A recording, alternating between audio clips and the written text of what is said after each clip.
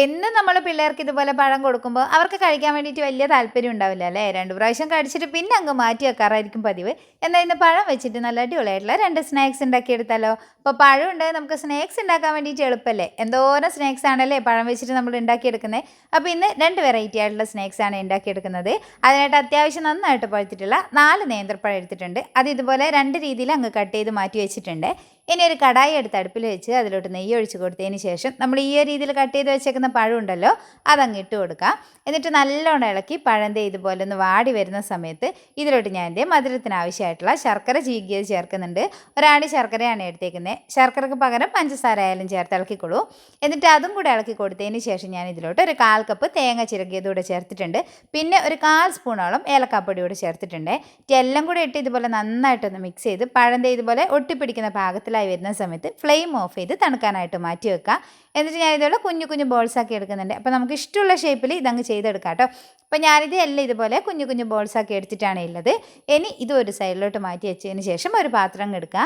അതിലോട്ട് 1/4 കപ്പ് മൈദ ഇട്ട് കൊടുക്കുന്നുണ്ട്. അപ്പോൾ മൈദയിലോട്ട് ഞാനിത് ആവശ്യത്തിനായിട്ടുള്ള കുറച്ച് ഉപ്പ് കൂടെ അങ്ങ് ചേർക്കുന്നുണ്ട്. കൂടുതൽ വേണ്ട കേട്ടോ, ഒരല്പം മാത്രം മതി.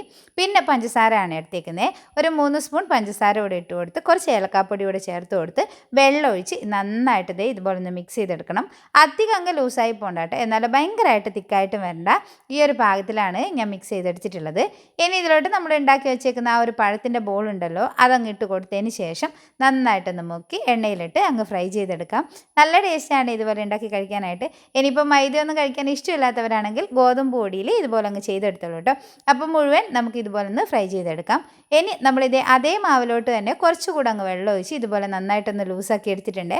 അതിലോട്ട് നമ്മൾ നീളത്ത് കട്ട് ചെയ്തെടുത്തേക്കുന്ന പഴം ഉണ്ടല്ലോ അതിട്ട് നന്നായിട്ടൊന്ന് മുക്കിയെടുക്കാം. എന്നിട്ട് നമ്മളിത് നേരെ എടുത്ത് ബ്രെഡ് പൊടിയിലോട്ടാണ് അങ്ങ് ഇട്ട് കൊടുക്കുന്നത്. അപ്പോൾ ഒരു 3 ബ്രെഡ് എടുത്ത് ഇതുപോലെ ഒന്ന് പൊടിച്ചെടുത്തിട്ടുള്ളതാണ്. അധികം നൈസായിട്ട് പൊടിച്ചെടുത്തിട്ടില്ല കേട്ടോ, കുറച്ച് വലിയ തരിയോടുകൂടി തന്നെയാണ് പൊടിച്ചെടുത്തേക്കുന്നത്.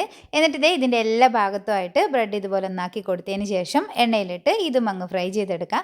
അപ്പോൾ സിമ്പിളല്ലേ 2 ഉണ്ടാക്കിയെടുക്കാനായിട്ട്. അതുപോലെ തന്നെ നല്ല അടിപൊളി ടേസ്റ്റുമാണ് കേട്ടോ. അപ്പോൾ എല്ലാവർക്കും ഒരുപോലെ ഇഷ്ടപ്പെടുന്ന നമുക്ക് ഈവനിങ്ങിലൊക്കെ ഉണ്ടാക്കിയെടുക്കാൻ പറ്റിയിട്ടുള്ള നല്ല അടിപൊളിയായിട്ടുള്ള 2 സ്നാക്സ് അല്ലേ. അപ്പോൾ ട്രൈ ചെയ്തിട്ടില്ലാത്തവർ എന്തായാലും ഒന്ന് ട്രൈ ചെയ്ത് നോക്കിക്കോളൂ, നിങ്ങൾക്ക് തീർച്ചയായിട്ടും ഇഷ്ടപ്പെടും. അതുപോലെ തന്നെ നമ്മുടെ ഈ ഒരു വീഡിയോ നിങ്ങൾക്ക് ഇഷ്ടമാവുകയാണെങ്കിൽ ലൈക്ക് ചെയ്യാനും നിങ്ങളുടെ അഭിപ്രായം അറിയിക്കാനും പിന്നെ ഫ്രണ്ട്സിനോട് ഷെയർ ചെയ്ത് സപ്പോർട്ട് ചെയ്യാൻ കൂടെ മറക്കരുത്. പിന്നെ കൃഷ്ണ അവ്യൂ എന്നുള്ള നമ്മുടെ ഈ ഒരു പേജ് നിങ്ങൾ ഇതുവരെ ഫോളോ ചെയ്തിട്ടില്ലെങ്കിൽ ഒന്ന് ഫോളോ ചെയ്ത് സപ്പോർട്ട് ചെയ്യാം കേട്ടോ. അപ്പോൾ നമ്മുടെ സ്നാക്സ് ഒക്കെ കുട്ടീസിന് കൊടുത്തിട്ടുണ്ട്. 2 ആൾക്കും ഭയങ്കരമായിട്ട് അങ്ങ് ഇഷ്ടപ്പെട്ടു കേട്ടോ. പിന്നെ ഇത് ഉണ്ടാക്കി ഉടനെ കഴിക്കാനാണ് നല്ല ടേസ്റ്റ് ഉണ്ടാവും. അപ്പോൾ നമ്മൾ ആ ബ്രെഡിൽ മുക്കിയെടുത്ത പഴക്കെ ഉണ്ടാക്കി ഉടനെ തന്നെ കഴിക്കുമ്പോഴാണ് നല്ല ക്രിസ്പി ആയിട്ട് ഉണ്ടാവുക കേട്ടോ. അപ്പോൾ നല്ലൊരു വീഡിയോ ആയിട്ട് നമുക്ക് അടുത്ത ദിവസം കാണാം. വീഡിയോ ഇഷ്ടമായിട്ടുണ്ടെങ്കിൽ ഷെയർ ചെയ്യാൻ മറക്കരുത്. മറ്റൊരു വീഡിയോ വീണ്ടും കാണുന്നത് വരെ ബൈ.